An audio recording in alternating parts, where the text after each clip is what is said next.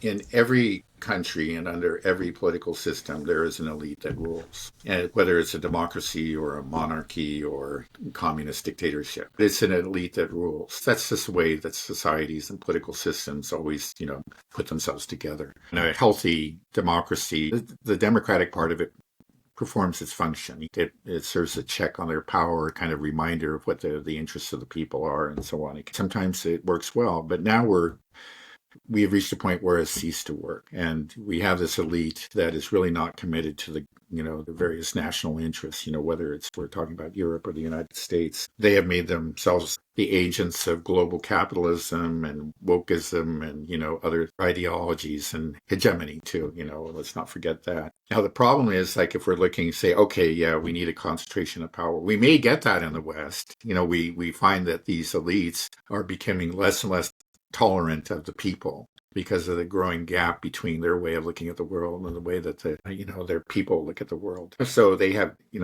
done things to really disenfranchise people. We've seen that again in places like Romania and France, Germany too.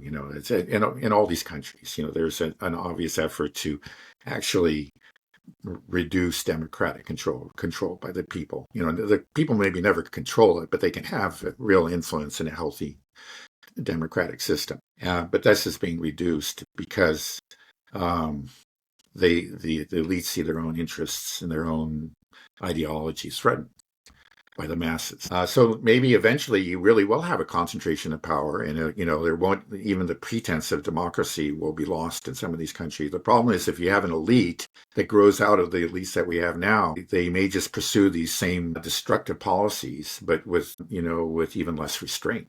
That's the danger is again, you can have an elite, but elite isn't always really committed, often is not committed to the good of the people. Now, I think in China, by and large, they really do want the nation to prosper. They think about the interest of the nation as a whole. And I think that, maybe I'm wrong, but by and large, that's true in Russia. The kind of people that run the country in both countries are very intelligent, understand what they're doing, and they are committed to something more. Let's say if it's an ideology, it's an ideology of national strength. But our elites are not that way. We have, an elite that operates to work against its own national interests.